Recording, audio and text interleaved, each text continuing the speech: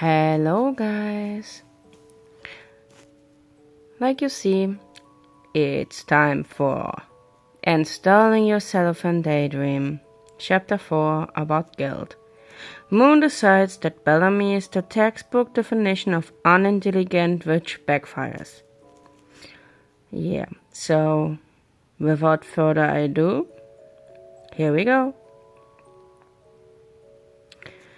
Son had been in the middle of playing hide-and-seek with the children when he heard his name being called. He stopped in his tracks and swiveled his head to listen. At first he thought it was one of the children calling for help after scraping their knees. But as his name was called again, he realized it wasn't any of the children's voices. It was an adult, and while he didn't recognize it immediately, it was very familiar. Familiar and very weak. Urgent. Someone was in trouble. The loud crash that followed had confirmed what he had heard moments before and who it was coming from. That's a pushcart from the storage room. Bellamy! Probably tripped her own feet and whacked her head. Why can't you stop being a jerk and be nice? Why can't you stop being stupid? We don't have time for this. She could be scared and seriously hurt. She could be dying. She's fine, Sonny. The mom couldn't die even if she wanted to. She's too much of an idiot. He didn't have the time to go back and forth with Moon. He could do that all he wanted later, after hours. In defying the sound as the pushcart crashed into the doors made it clear who it was. It was his friend. Something was wrong. He acted swiftly. Alright, kiddos, time out. Noah, you can be seeker. I'll be right back. With a little wave, Sonny quickly strolled to the front doors, pushing one open without hesitation. It was lucky he'd chosen to move the left door instead of the right. Sonny stepped out to investigate. His eyes shifted to the cart full of the supplies he had requested. That was where the crash came from. He carefully kicked the cart into the play area with his foot. Now where was his friend? The pushcart rolled out of the way. Wow. The pushcart rolled out of the way, answering his question. Behind it was Bellamy's slim, barely breathing form, trembling and whimpering in pain. Sweat had formed all along her brow. Oh, no, Miss Bellamy, best friend, what happened? Are you okay? He fell to his knees to frantically scan her for injuries. There was nothing but blunt force trauma to her skull and an elevated pulse. She must have whacked her head very hard when she fell. Without a second thought, Sonny gingerly lifted her head to check for blood, then scanned her scalp for traces of it. Finding none, he gathered her up into his arms and stood up, cradling her body close to his chest to make sure she didn't fall. She was limp in his arms, breathing heavily, dazed, confused, in pain. Sonny deduced she was suffering from a moderate to a severe concussion. The longer she took to respond, the more Sonny freaked out, rambling to her about band-aids and first aid kits until she finally spoke, voice hoarse. Sonny, Bellamy, are you okay? I heard you call my name. I came as quickly as I could. Do you have any pre-existing conditions I don't know about? It doesn't say anything in your file. Do I need to call emergency services? No, Sonny. I don't have any issues, at least physical ones. My head just really hurts. I got dizzy and I fell. She interrupted him with a weak wave of her hand. She didn't need to open her eyes to tell he was impressive of her self-assessment. I think I just need a minute. And maybe some water. That was all Sonny needed to hear. The doors closed with a soft thunk. Halfway through the conversation, Belle realized Sonny had picked her up and was actively carrying her in his arms and tried to adjust in his arms. Where you were taking me? Doesn't matter. Make sure the children don't see me like this. It will scald them. Sonny tilted his head towards her, scanning over her face. Even then, she was concerned more about the children than herself. That was when Moon decided to rise and speak. She has her priorities straight.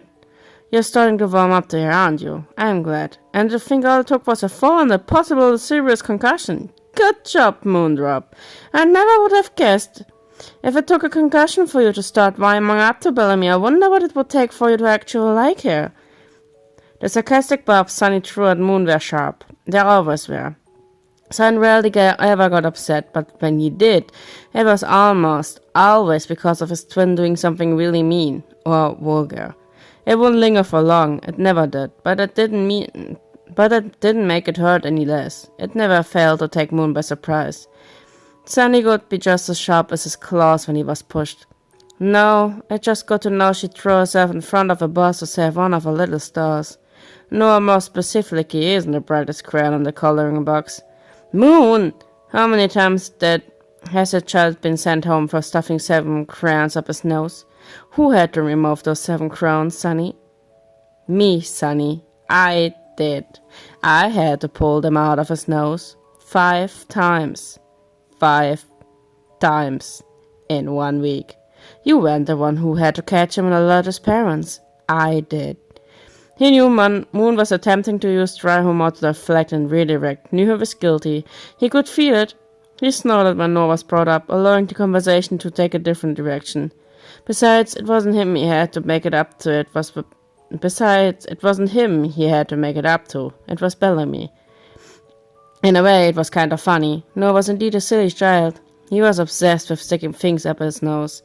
Crayons, markers, glue, and fingers. He even tried to stuff a dino nugget up there, eating it after Sunny had gotten him to stop. It was gross and difficult to clean up. He could hear Moon cackling in the head. He chuckled a little as well. As much as they cared for the children they looked after, it was difficult not to laugh when one of them fell on their faces or attempted to belly flop into the ball pit, but missed by a good 3 feet. It was Sunny who had a hard time keeping his laughter in. Moon, however, didn't. He didn't have a hard time hiding his laughter because he didn't hide his laughter. Bellamy's soft groan of pain snapped the both of them out of their conversation. Sun glanced down at the woman cradled in their arms. Her face was covered in sweat and tears. She had been crying before she hit the ground. Sun weird sad at the revelation, but stopped dead in his tracks as his legs suddenly locked. Moon had forced him to stop walking. Ow, what was that for? Her arm, look at her arm. What? Oh my goodness, what is that? Bellamy had shifted in her arms, and when she did, the left sleeve of her shirt had slid up just above her elbow. With her skin exposed, Moon had caught sight of bright red splotches all over her hand, wrist, and inner arm. First-degree burns, judging by the lack of blistering or the deep tissue damage. Sunny scanned the burns over a few times and shook his head. Where did that come from? Bad sunburn. That's not funny, Moon. Those look like fingerprints. You're seeing things. I'm seeing things? You're the one who locked her legs to point out. I don't see fingerprints. I see a rash. Maybe. She looks like she stuck her hand. She looks like she stuck her hand in a beehive. You're a beehive. You're a fucking moron. Language. I'm rubber on your glue. Anything you say bounces off me and sticks to you. Fucking moron. Language. Once his legs unlocked, Sunny resumed walking, extra careful to avoid being seen by any of the children, which was a feat in itself, especially with his belts and bright color scheme. When he reached the naptime area, he stopped to look her over again. This time she was conscious enough to open her eyes and look at him. Oh, hi, Miss Bellamy. How are you feeling? Did you know you have a pretty bad rash on your arm? Is it a sunburn? Did you stick your arm in the beehive toaster? You know, aloe vera is supposed to be really good for burns. We don't have aloe here, but I've heard from Noah's mother that you can get them from a pharmacy. You should definitely buy some. He began to ramble again, and to her credit, Belle listened with a weak smile. You're like a mother hen, you know that, Sonny? You worry so much. I'm okay. I probably stuck my hand in a beehive or something. Belle chuckled harshly, staring at him through half-lidded eyes. She was still in quite a bit of pain. When Sonny didn't respond right away, she hummed at him. That was a joke, by the way. I didn't stick my hand in a beehive. I stuck it in a toaster.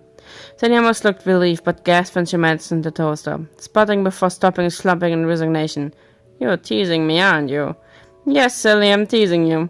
Bill gave him a gentle pat on her shoulder, deflecting from the topic of her arm. It certainly wasn't a rash, a sunburn, bee stings, or even a toaster burn, as much as he needed a new one. It was a burn, all right, but not from any of the things Sonny had said. I might be allergic to something around here in the storage room. I'm not sure. I didn't feel it before I collapsed. She spoke slowly and rubbed over her face. Oh, I have a bird's nest now. Belle blew the strands of hair out of her eyes before settling back down to rest. He scanned over her features, making sure there wasn't anything else he missed that Moon caught. As his eyes locked with hers, a strange thought popped into his head. Angie was right. She is pretty, and the eyes are different colors. You call just about anything that's nice to you, Britty. Her eyes are unique. Damaged? Maybe. We should double check for allergens after closing time. Allergies? And even if she isn't allergic to something, it wouldn't hurt to look around. But if another one of her little sunspots is allergic to dust or something we don't know about, Angie's allergic to mushrooms. Oh, and we need to lower the shelves in the cleaning closet so she can reach. No, she's short. That's a her problem, not ours. Don't waste our time. Don't call her that. Belle doesn't like it. And of course you know that because she's your favorite. You're already calling her Belle. What's next? The pet name? She isn't your favorite? For being the littlest son, you're not very bright. Rude! Stupid. We were talking about her eyes. I love those bickering so much. They stopped bickering to stare at Belle's eyes as they fluttered between opened and closed. If she had caught him staring, she didn't say anything. It seemed the interaction drained what little energy she had. Her left eye was hazel blue, and the right was a strange green milky gray. It looked abnormal, like a cataract of some kind. It kind of reminded him of his own, milky and faded.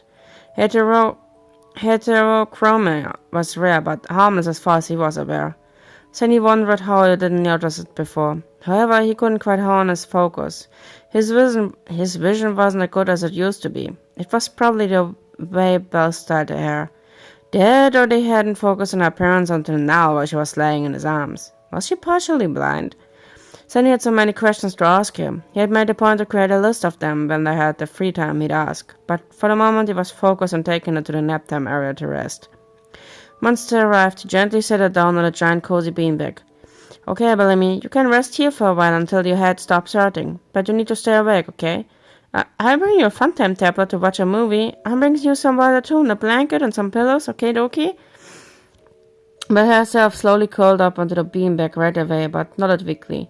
What about nap time? You shooed me away before. Oh, fiddlesticks. Then he struggled to come up with an answer. His face spun nervously before he shook his head. That won't matter. You'll be safe here. I pinky promise. No, I'll be right back with your water. Don't you worry your pretty little head about anything. But remember, don't fall asleep. That's against the rules. With that, Sonny walked off to grab a water bottle and blanket. He found being optimistic pretty well, but truthfully, he was worried out of his mind about his friend. There isn't any relevant medical information in the file about the eyesight. The only condition listed is tinnitus. What's that, Mooney? It's an inner ear problem, ringing that won't go away. Ringing? All the time? Like our bells when we do jumping jacks? That's what it says when I search it up. You're asking stupid questions when you ask stupid questions. You only end up glitching yourself into a reboot. Do you think that's why she doesn't really talk that much? Because she can't hear well? I do not glitch myself into reboots. She talks plenty, Sonny. She can hear fine. You almost rebooted when she smiled at you earlier. I had to halt the application for you. You were lucky I caught it on time and only rebooted our race. Sonny laughed quietly. Moon wasn't wrong. When his rise had reset, they pulled in one by one to the left and popped back out one by one to the right. He hated the feeling. Anyway, to us, yes, because she likes us, but have you seen her around the other people? She doesn't speak much at all, and she keeps her distance from physical contact. You haven't noticed that? Yeah, could have fooled me. She had your hand pretty tight earlier when she shook it. She likes you. She hasn't met me yet. Mooney, I'm trying to figure this out so we can help you recover faster. And hey, maybe you could introduce yourself since I'm letting her stay through nap time. But you better be nice. She has a concussion. If she falls asleep, she could die.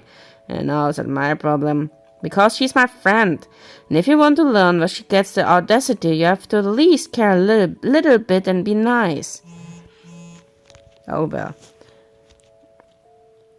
She hasn't given us any reason to be afraid. Come on. Plus, it's against the rules for anyone to die here. No dying in the daycare.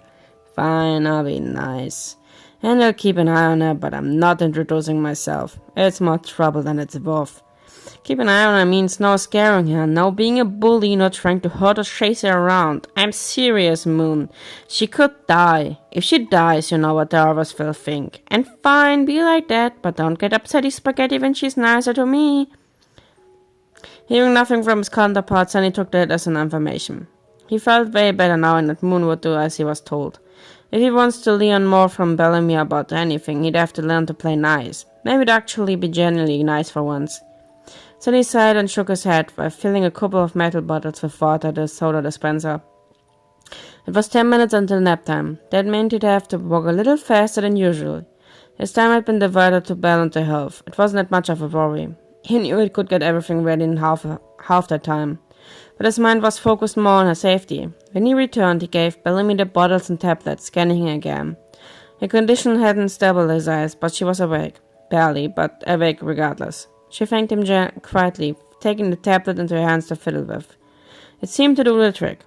Keeping awake, that is. The water was guzzled down quick. For a moment, Sun feared she might have choked, but she didn't. It was a good thing he brought a few bottles instead of one. She was thirsty. Do you need anything else? I got stickers. Some of them are scratch and sniff too. Do you want a sticker, Bellamy? Sam was very adamant of giving her stickers regardless of her response. He produced a roll of them from his pocket and peeled one off. There. Then stuck the sticker right in the middle of her forehead. And here too. Another one right on her nose. And then two on her cheeks. After a minute, Bellamy began to laugh and gently nudged his hand away when he tried to put a sticker of himself between the eyebrows. Sonny, thank you for the stickers, but I think this is a bit much. He gasped indignantly, dramatically slapping the back of his hand over his face. Best friend, there's no such thing as too much when it comes to stickers. Especially the ones with rainbow happy faces. But he conceded, stuffing the roll of stickers back into his pocket. While my stickers heal you up, I'm going to get ready for nap time, okay? If you need me, just yodel. Like this. Sunny arched his back and let loose an obnoxiously loud yodel. Okay, Sunny, thank you. I'll be sure to do that. She watched on with a small grin, chuckling and shaking her head. That was okay, though. That's what he was trying to do, engage with her, keep her awake. He understood very well what it would mean for her if she accidentally fell asleep with a cerebral concussion. Sunny, one last question. What do I do during nap time? Well, that's easy. Stay here and don't get off the beanbag. No matter what you hear or see, just the safest place for you during nap time. His cheerful tone kept steady. He could see how apprehensive she was of his answer. Oh, okay. I was just a little worried. You didn't want me here last time. I could leave if you want. No. That just won't do. You aren't feeling well. It would be better if you stayed and rested here a while, so I can make sure you're safe. Best friends look after each other, right? He knew he had it there. She was in the best place she could be, all things considered. Then he wanted to make sure she recovered before allowing her to leave. He couldn't and wouldn't keep her against her will, but he'd do all he could to convince her. Judging by the look she was giving him, it seemed she wasn't about to go anywhere. Okay, Sonny, I trust you. I'll stay right here and play with this tablet thingy. Don't worry, I won't be any trouble. Sonny nodded and gave her a first bump before skipping off to quickly get ready for nap time. She better not be any trouble. I have more important things to worry about than a clumsy idiot with a concussion wandering around in the dark. Moon, if she wanders off, you better be nice and lead her back to the beanbag. Nicely. Will you ever stop your bitching? Language! They bickered the entire time Sunny was setting pillows and blankets down for the kiddos to grab and run to the sleeping mats. Angie was the first to tug on his pant leg. Sunny, is Miss Bellamy okay? I saw you carrying her over there. The girl had seen him leave and return with the woman was safety the other day. Naturally, she was concerned. Well, of course she's alright, Angie. She just hit her head a little bit, that's all. She's resting in the over nap time area, so she can feel out but then got back to work. Don't worry. But Angie persisted, her little eyes narrowed and her cheeks puffed. Did you give her the sticker treatment? Sandy veered at the little girl. He crossed his fingers over her heart, nodding joyfully. Yes, ma'am, I gave her the sticker treatment. She's going to be A-okay, as fit as a fiddle. But it's time for you, little darling, to get ready for nap time. Feeling better after Sunny had conferred the sticker treatment, Angie nodded and toddled off to get cozy, snuggling a worn Chica plush to her chest. After Angie had settled in, Sun took count of everyone. Skipping between the rows of yawning little ones, he gave each of them a little boop on the nose as he counted out loud as well as mentally, tucking them if they hadn't done it themselves. Okie dokie, everyone, it's nap time. Sunny hopped onto a stool and clapped his hands to get the children's attention.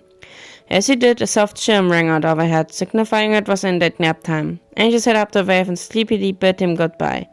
Good night, I love you, Sonny. His sweet voice was followed by a chorus of I love yous from every single child. Son's voice got caught in his throat and his fans kicked on as he took a second to process. His neck clanked as he looked around at all the kids in their little beds, waving to him at various intensities. His race wiggled with silent happiness. Bellamy was right. They did love him. I love you all too. As the lights began to dim and his body began to tense up in preparation for the transition, Sunny twirled around in a fancy flourish before taking a sweeping bow as a final farewell. His body froze in that position as the lights died out together. The day gave way to night. Thousands of glittering stars twinkled to life, and with them rose the moon.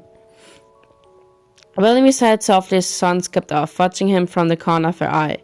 When she was sure he had left, she curled up tightly under the blanket it gave him. She didn't have much left in terms of energy. The events leading up to the present were tense, in her face and draining as hell. Her head was throbbing and her forearm felt like it was on fire. It had tried to catch her, that smoldering amalgamation. She wasn't sure what to make of it, let alone put a name to it. Whatever it was, it had tried to lure her into the dark and followed her into the light. The pain it caused was so intense she passed out. She was lucky that Sunny had heard her and had come running. It wasn't clear if his presence had banished the pain or he'd just passed out and it had faded. But either way, Sunny had saved her. He didn't know the extent, but he saved her. Bellamy would never forget that. She tossed the blanket over her head and tried to keep herself busy with the tablet. But it was difficult when she heard Sunny as he spoke to the children, talk to Angie. The little girl had asked about her, worried about her. It was so small and straightforward, but it was genuine, and that made the woman feel better about everything that had happened thus far.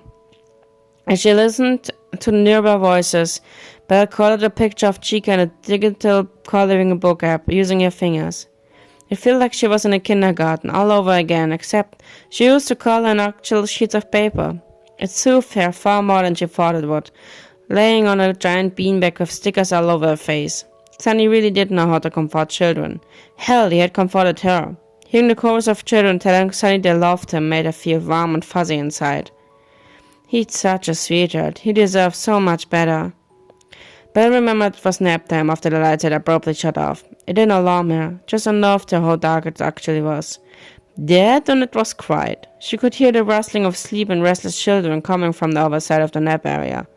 Sunny must have rearranged the layout to give her space and privacy. She did tell him to keep her away from the kids, not wanting to scare them. She peeked her head from under the blanket to look around. Pitch black. Bellamy puffed quietly to herself before slowly sitting up to look all around. It was definitely pitch black. She couldn't even see the starscape from where she was. Changing it, she lifted the top like a flashlight and quickly took her where she was.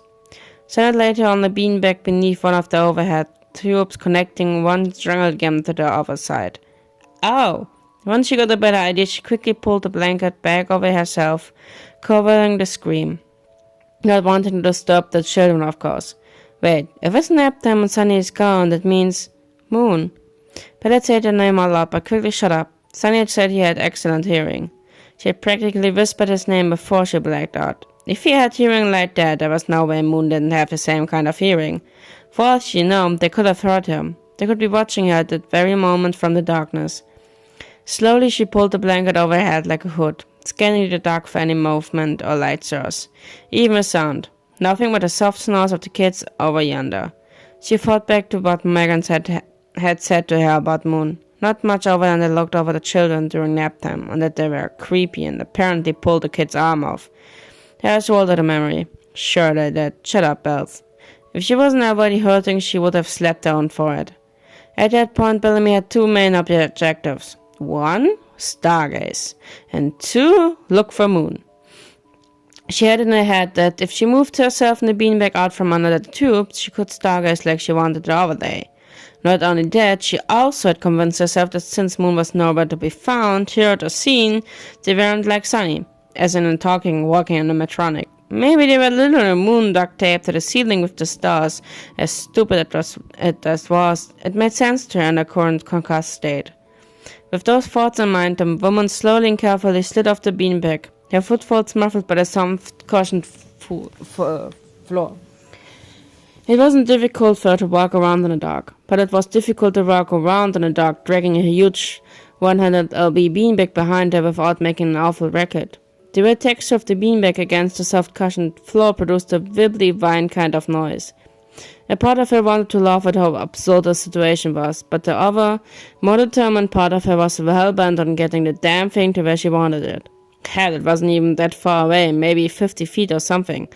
It was just how loud it was to drag the fucking thing. so she directed carefully, inch by literally inch. Moon could not believe what he was witnessing with his own two optics. He heard his name and glanced over, doing a triple take. The fucking idiot had crawled off the beanbag. Sunny had explicitly told her not to crawl off and decided to drag it, all 150 lbs of it, toward the ball pit. Leaving the place, Sunny had again told her not to leave. He grumbled quietly and leaned closer to watch Sun's friend make a fool of herself. The beanbag waited more than she did. He knew she'd be more trouble than she was worth. It was peaceful for the first 15 minutes of nap time. Moon had been perched where he always perched, on top of the red jungle gum next to the ball pit, his feet resting lightly on the very top of the sky blue slide. Conveniently enough, it was right across from the one Sun had placed here on the beanbag. He was perfectly silent and out of sight, save his glowing red eyes, which had purposely dimmed low to not call attention to himself, or frightened of children at least more than he already did. A brief flash of light caught his eyes first, zeroing in on the source. Of course, it was Bellamy and the tablet Sunny had given her. She took a quick look around before dipping back under the blanket. He let that slide. It was pitch black and she probably just wanted to gather her bearings. But the bullshitting didn't stop there. Oh no. Moon watched as Bellamy rose up from the beanbag, dramatically slow, wearing the blanket over her head like a cloak. There was no fucking way she didn't know he was watching her. She had to be messing with him. She had to be. No one was this stupid. No one was this fucking stupid. It turned out she was indeed that just fucking stupid. You really know how to pick them, don't you, Sunny? When she decided to start wandering around in the dark with 150 little bees locked behind her, Moon lurched forward. His wire caught him as he leaped from one jungle gem to the other. As he landed, he quickly spun on a heel and let himself fall forward off the edge, both feet hooked onto the bars of the structure. His knees effectively stopped the momentum and silenced the collision before looking in place. He hung there upside down, less than a foot above her. He was so close he could have snatched that stupid blanket right off her stupid head. But he didn't. Moon behaved, watching Bill. The bright red of his eyes had switched off, leaving him shrouded in dark. Not a creak, crank or veer, not even his bells jingled. His arms and hands floated inches above her head. Moon thought about it, long and hard. If scaring her was worth it, it took 2 seconds for him to deem it worth the tantrum his counterpart would most likely throw over it. His fingers wiggled with anticipation as he made a quick swap for the blanket, just as she tripped and face planted into the floor. Bella didn't see the kitty chair until her legs got tangled on it. She toppled to the ground with a yelp. Ow! In defense, it was dark and she was on a mission. Two things that didn't mix well for her. At the very least, it wasn't hard ground like before. Belle felt around for the chair and moved it out of her way before she clambered back to her feet, grumbling up sentences on her brief. I am glad no one saw that. How many times am I gonna fall today?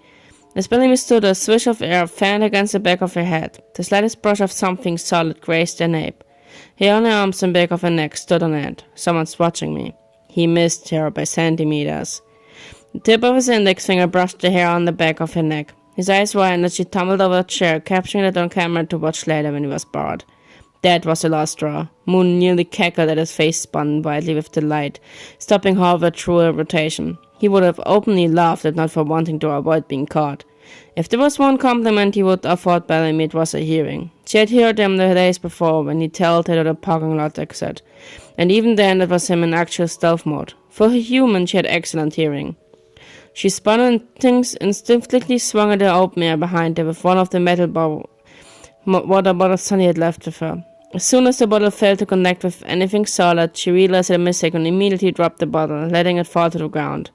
She covered her mouth to muffle a gasp. It didn't even register she grabbed the bottle until after she swung. No. Bellamy reads, you are in a daycare. What have you bagged the kid with that? Mortified, she reached her hand back to blindly feel around the beanbag for the tablet, intending to use it as a makeshift flashlight. But the faint cling from above her head made her freeze. Bella took a slow breath before she craned her head to look above her. She missed him by centimeters. Moon had been too busy enjoying the fact he'd caught all of that on camera to react any faster than he did. He hadn't anticipated for Bellamy to turn around as fast as she did, let alone take a blind swing in the dark. He barely avoided the metal bottle, shifting his upper body backward a few inches just in case he tried to swing again. Unfortunately for him, they miscalculated. The abrupt shift in weight, as slight as it was, caused one of his legs to unlock with a tiny clink. which in turn caused the foot to slip free from the bar it was hooked under.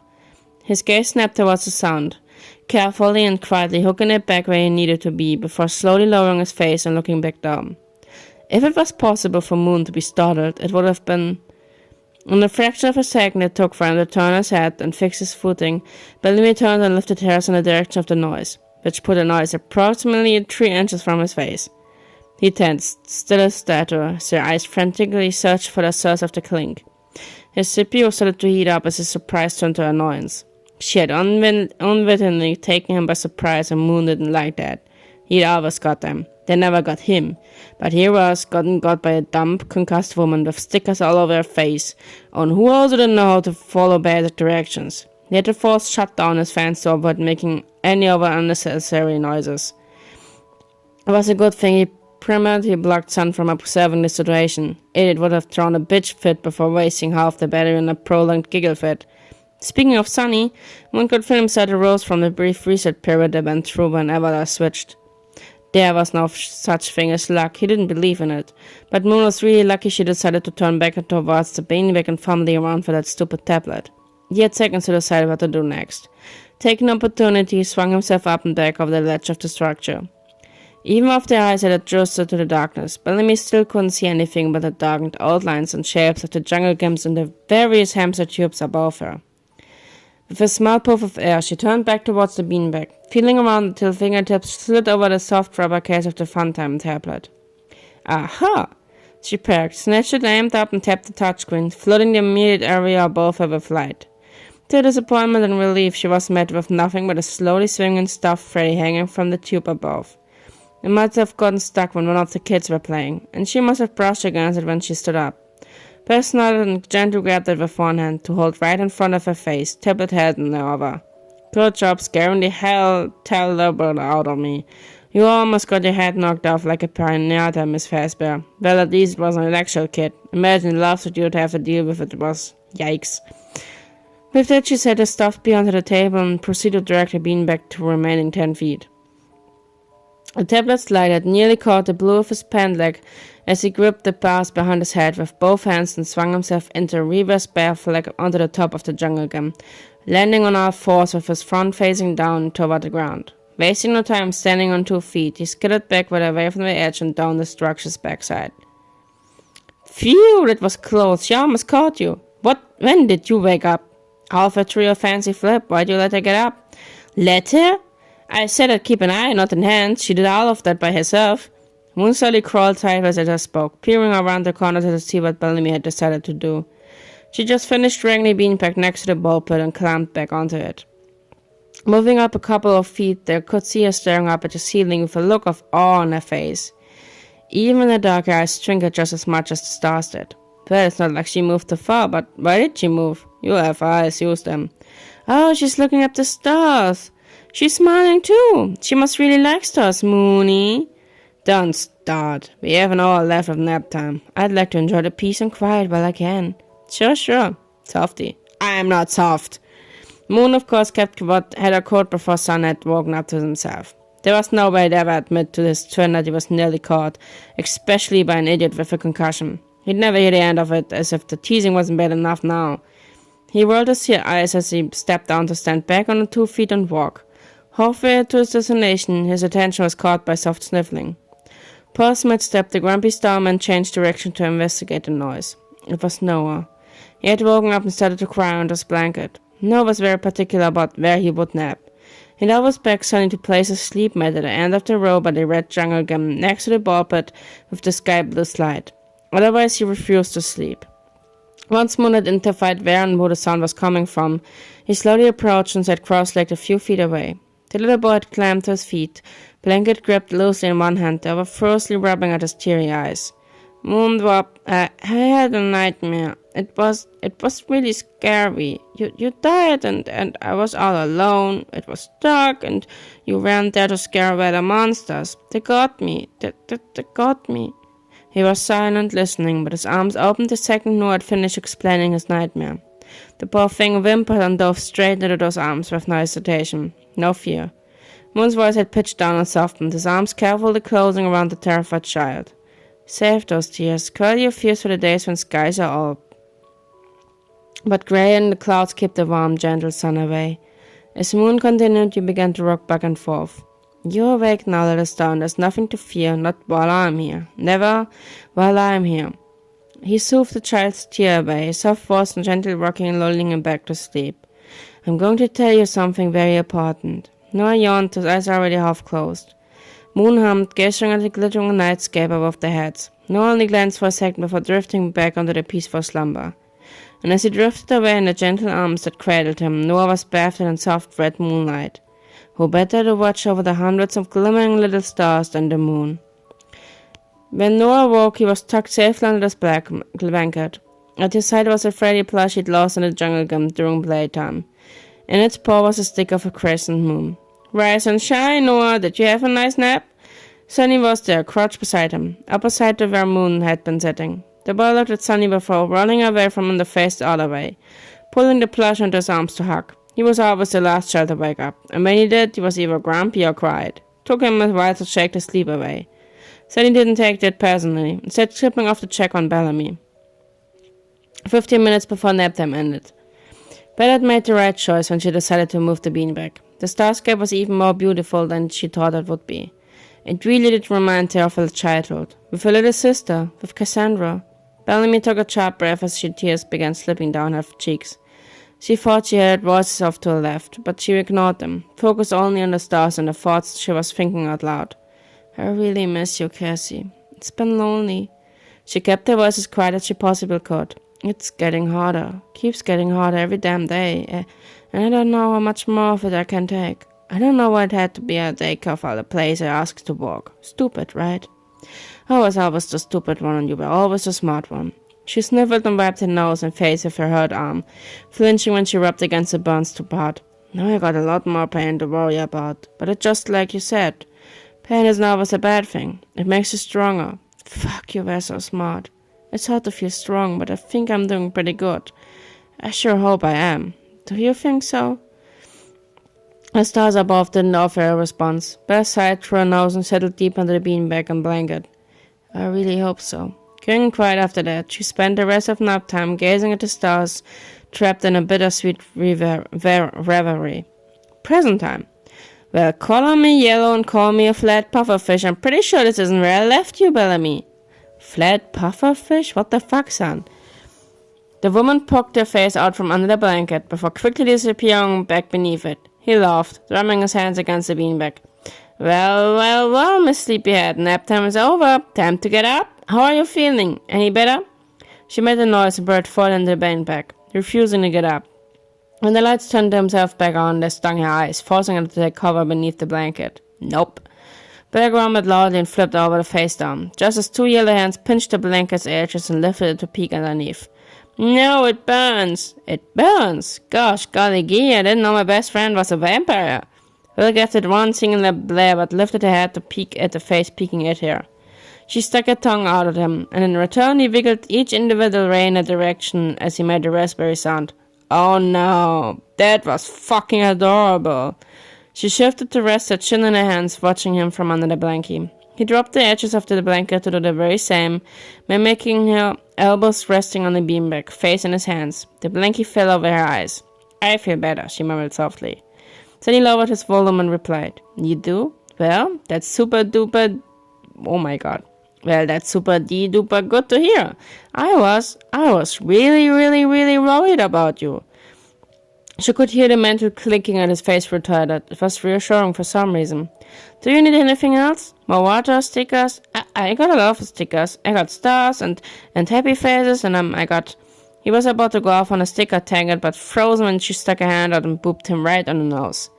That effectively silenced him but didn't freak him out. Good. She didn't want to have a repeat of Ailey, at least not where they were. The kids looked up to Sunny.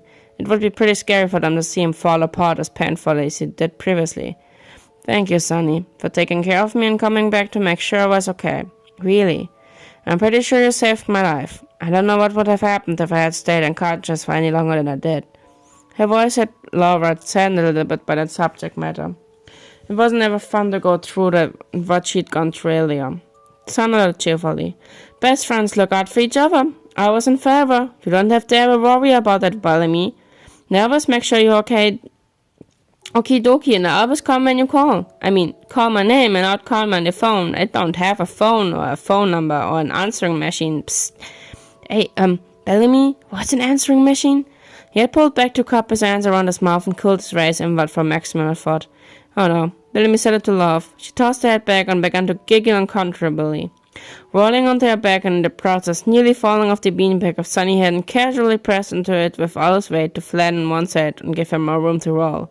You don't know what an answering machine is? Oh no, Sonny, no. You don't know what an answering machine is. How do you even know what it's called if you don't know what it is?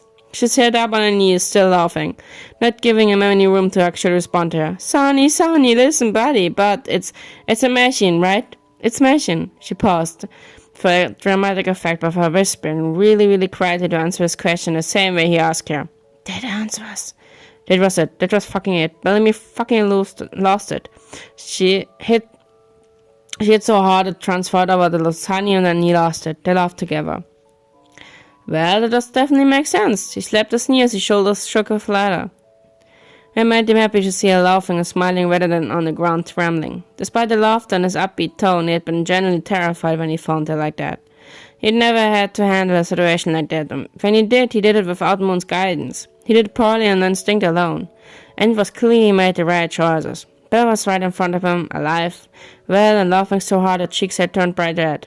She laughs more than you do, and it's disgusting. Oh, shut up, Mooney. Language. The reminder of a ship was smooth sailing. After calming down from a laughing fit, she and Son had agreed that she spent the last 3 hours of her day doing the bare minimum and resting. Throughout those 3 hours, I'd come on, he'd go, checking on her between games of hide and seek, take on hot potato, while Belle lay tucked away on the beanbag under the blanket, watching updated training modules on the tablet he'd left her with. When it was time for the daycare to close, she watched Sonny meticulously check each child out to their parents. It was slightly confusing, but was probably due to a novelty to hear what was being said, and Sonny doing everything internally. He didn't have to scan wristbands with a scanner. He was the scanner, receipt printer, and checklist.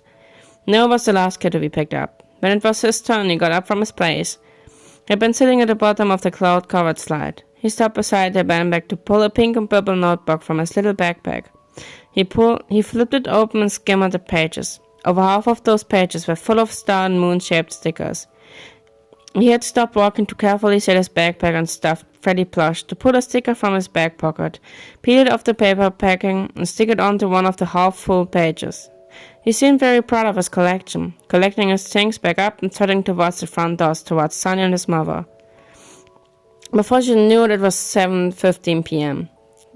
45 minutes before she had to clock out and go home. On one hand, she felt relieved, but on the other hand, she felt a little guilty. After Noah had gone, it was quiet. No children were laughing, no toys or things to clean up. Sunny had begun sorting through the cleaning closet. She didn't want to leave him all by himself. As lovely as the place was, it had been all alone. Folded the blanket, neatly stacked the pillows, and placed the tablet on a nearby table. Hey, Sonny. Belle had walked up, the courage to walk over and talk to him. He turned at the sound of his name, crouching to read as she approached. Hiya, Bellamy. You look so much better. I'm so glad. Did you get enough rest? I hope so. I was just fixing the shelves, look. He hopped to one side of the shower at his walk and read rack in his left hand.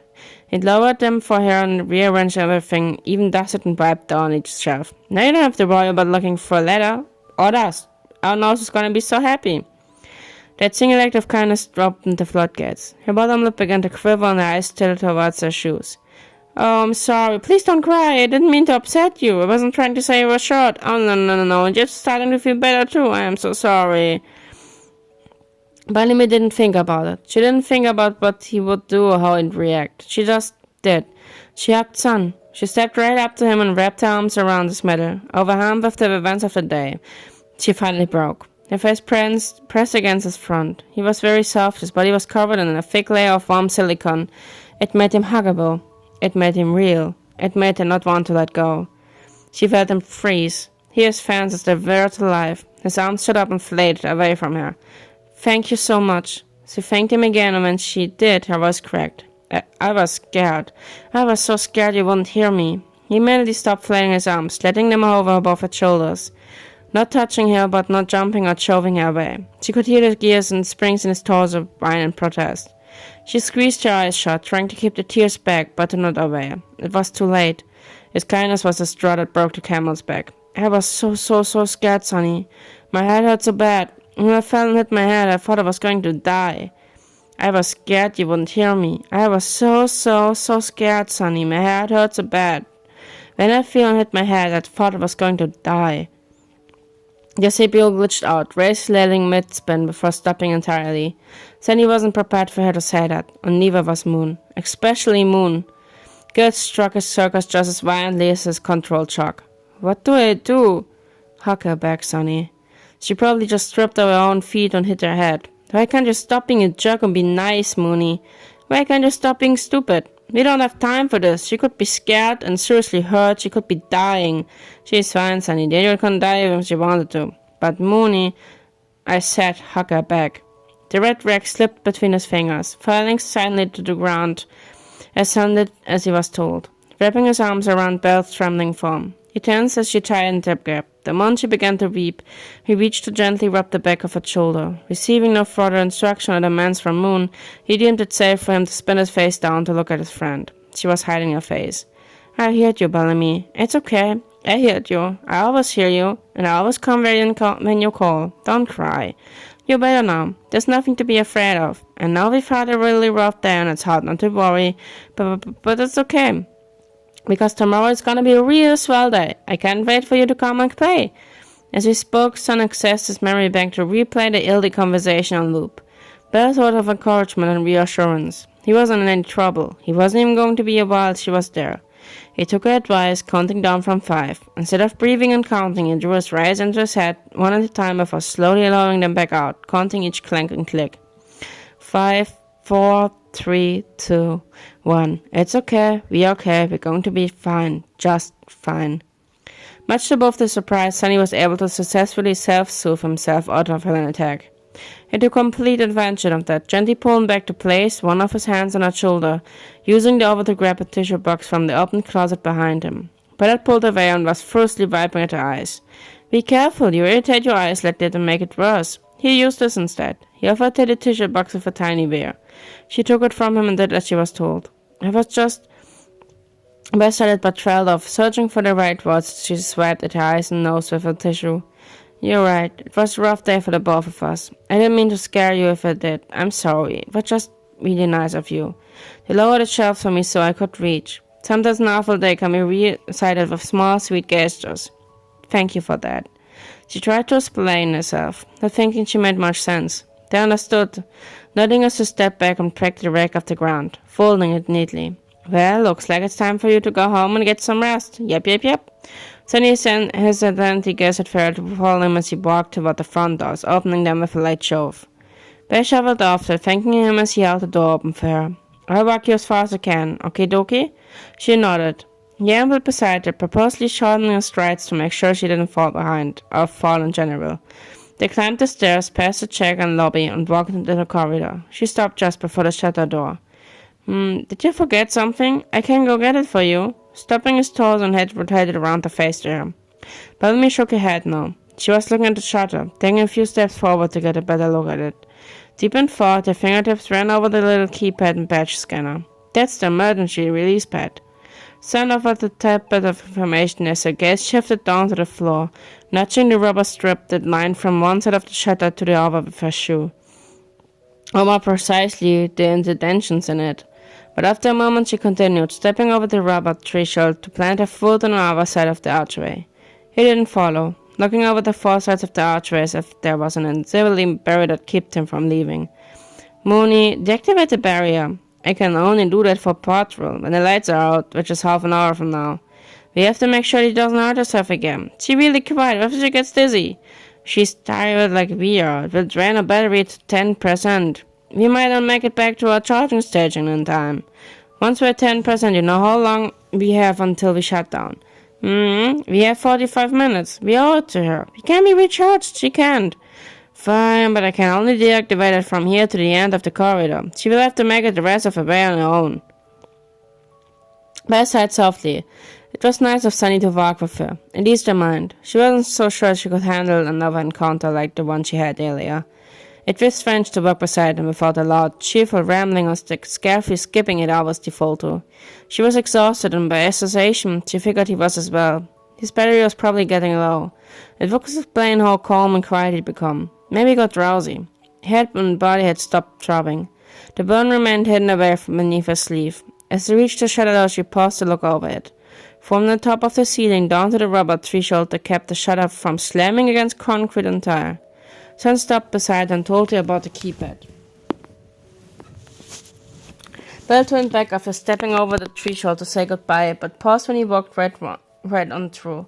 Huh? I thought it was as far as he could go. You look surprised. Think I couldn't go further? I got a few tricks up my sleeve. Yeah, a brother. He decided to skip ahead and walk backward. His eyes looked under her. She smiled at him and chuckled softly, shaking her head no. She didn't think he could go further. But she was also unaware of the sacrifice to make it possible. He tried to keep the same energy levels early in the day. When they reached the border, he stopped right before the tile pattern changed. This is the farthest I can go. Wowie, what a day. I hope you feel better, best friend. Be careful. If you feel lazy, you can call Freddy and have the hours on your fast switch. I can't help you beyond this, line. He pointed at the line she couldn't see. But it was apparent he was referring to where the two different floors met. Belle frowned as his shoulders slumped forward. He looked sad that she had to leave. That, or he was just drained. You know I'll be back, right, Sonny? I'm not leaving forever. I promise I'll be back before, and I don't plan on going anywhere. So I promise that I'll be back tomorrow, okay? She offered him a pinky with a soft smile. He considered it for 2 seconds, then curled his pinky around hers with an eager nod.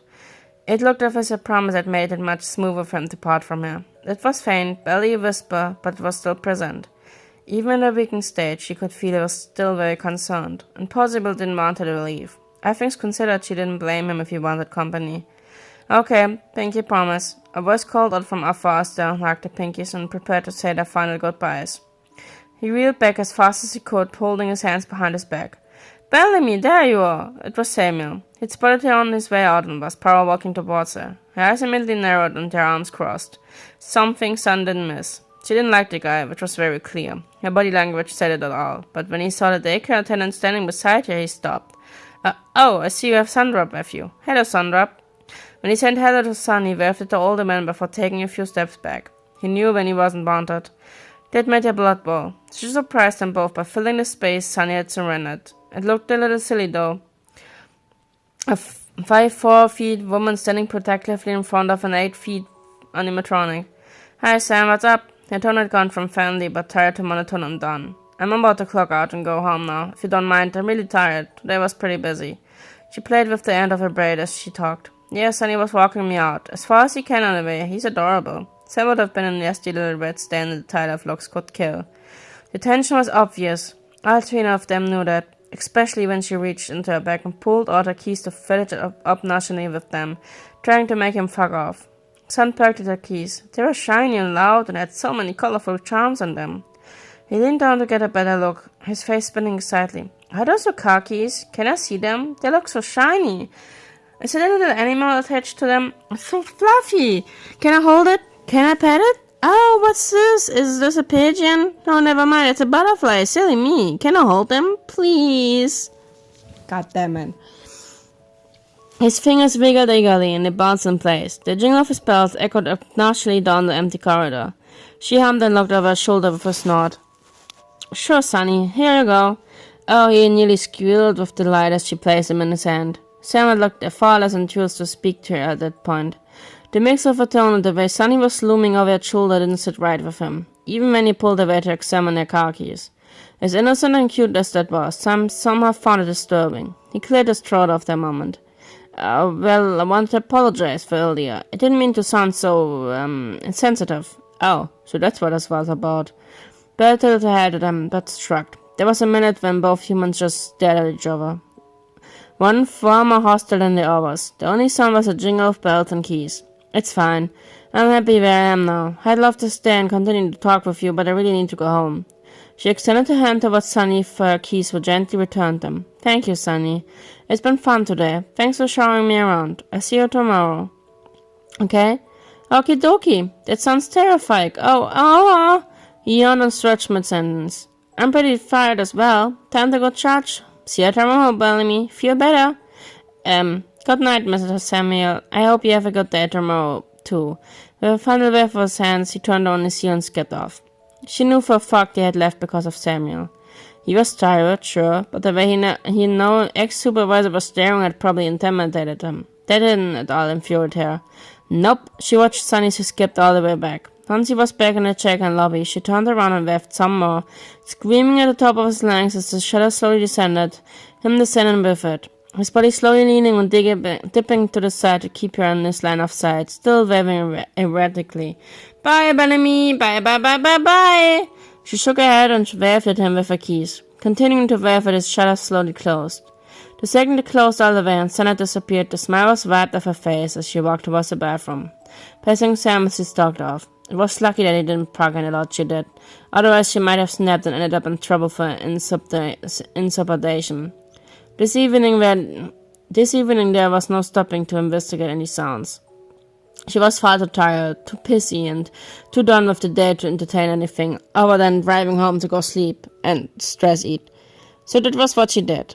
Got home, changed in a t-shirt and sleep shorts, and had an entire tray of lasagna and downed 3 cans of Dr. Pepper before finally flopping face down onto a mattress to scream into a pillow. But as the minutes slowly crawled by, she began to curl herself around it instead. Her shoulders shook as she began to cry, completely muffled by the thick and soft lump. But she stopped as a wave of nausea rushed over her. At the same time, the door to the bathroom had slowly creaked open. A loud bang interrupted the tearful sensation. It startled Belle into quickly sitting up. She bit her lip and forced herself to look over at the noise. The very bathroom was orientated, allowed her to see straight to the back wall where the shower was. To the immediate left was the hamper, and to the immediate right was the toilet and sink, closer to the back wall. The light fixture in the center of the room was an old cast, iron-looking thing with a hanging bulb. Shit, did I forget to lock the bathroom door before I left this morning? It was a corpse. The corpse of a man in a business suit hanging in the bathroom. It hung too high for Bellamy to see anything above its shoulders, but it was there, and had been there since she moved in and refused to leave. The neon light of the bathroom flickered ominously, casting shadows against the tile floor that spilled the wooden floor of the bedroom. As the light flickered to life, she saw the corpse as it swung, but just as quickly as the light then turned on, it turned off, leaving the bathroom in total darkness. She sent through her nostrils with straining eyes, leaning forward an inch or two. Within the darkness, Belle could just barely make out the outline of its form. Otherwise, she was left with the falling and soft swish of air. The process repeated, light on, lights off. Bellamy sat on her bed, unable to divert her eyes from the horrifying visage. Watching her swung side to side, shoe banging against the sink, her arms slowly crossed over her chest. She grew increasingly irritated each time that fucking shoe collided against the shiny porcelain sink. Her nails drummed against her arms. She endured it for a minute longer before she snapped. Enough! Belle climbed out of her bed to stomp right out of the bathroom. The second she placed her hands on either side of the doorway, the corpse froze mid-swing. She glared, not having it as she hollered at the top of her lungs. I have fucking had it! Knock it the fuck off! And shot out to grip the edge of the bathroom door and slam it shut so hard the walls shook, locking it a second later, throwing the stupid little key against the ground. Then she stomped over to snatch a towel off the ground and threw it as hard as she could against the door, using her foot to cover the bottom, kicking it off for good measure too. I had a really fucking bad day today, and I'm not gonna let you or anyone else make it hard on me. You're lucky you're already dead, fucko. As she huffed and puffed back to the bed, the banging stopped. Not the sound plagued her apartment the rest of the night. Bellamy fell asleep with a scowl on her face. That was it. That was the chapter for today. I'll try to be back in a few, so thank you for watching.